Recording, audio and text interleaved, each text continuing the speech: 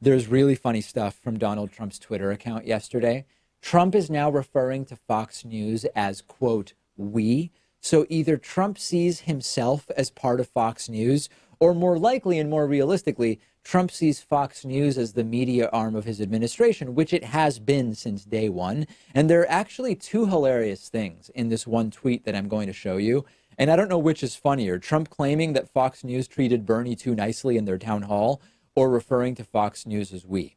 Trump said, quote, so weird to watch crazy Bernie on Fox News. Not surprisingly, Brett Baer and the, quote, audience was so smiley and nice. Very strange. And now we have Donna Brazile. So let's get one part out of the way here. Trump sees Fox as being on his team because they are. Trump overwhelmingly appears on Fox News. Trump's daily tweet storms are often sort of dictated by what Fox News happens to be covering. He regularly talks to Sean Hannity. So we get it. Trump and Fox are intertwined. A lot of what Trump thinks he knows about politics came from Fox News. The talking points, the slogans, the points of view. I don't even want to spend that much time on that because there's a much funnier and interesting thing in Donald Trump's tweet, which is that he's claiming Bernie Sanders was treated too fairly during the town hall that took place earlier this week, Monday night.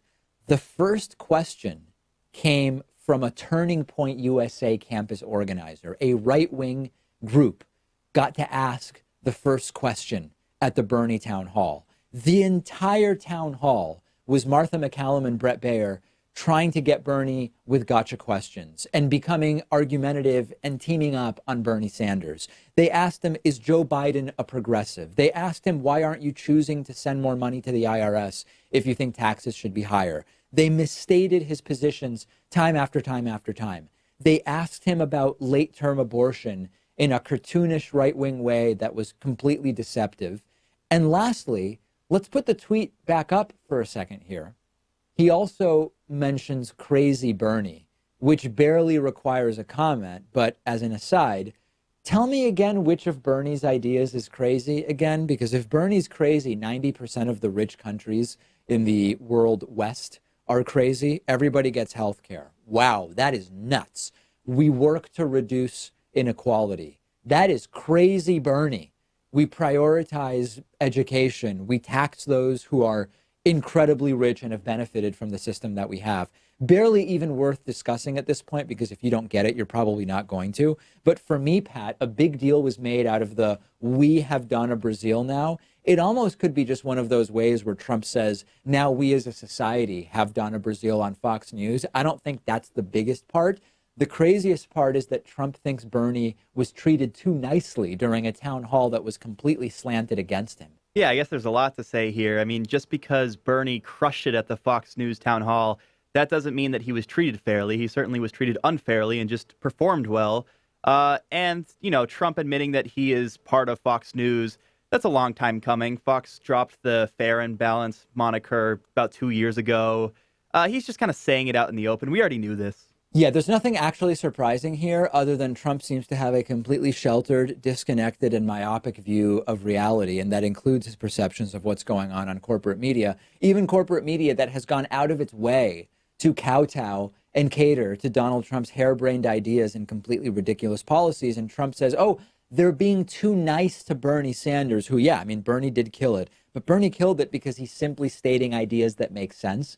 And no matter how you try to sort of caricature those ideas, even if you're a professional paid shill like Martha MacCallum or Brett Baer, Bernie's ideas still make sense, and there's nothing that Fox News could do about that.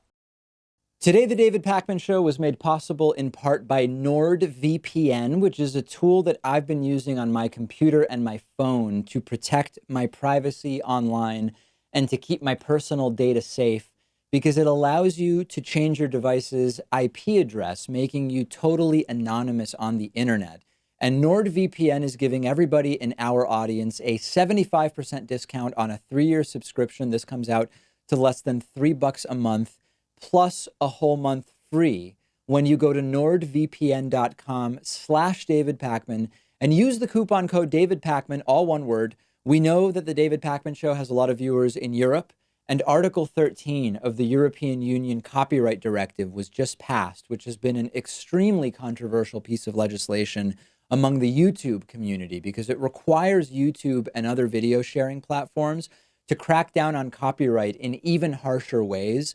And there are still a lot of unanswered questions about what effects this law is going to have.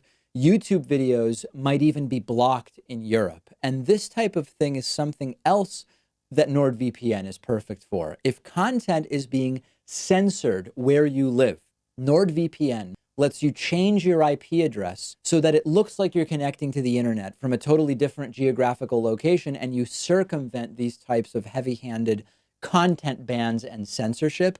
But there's lots of other advantages as well. You're making yourself a lot less susceptible to being hacked.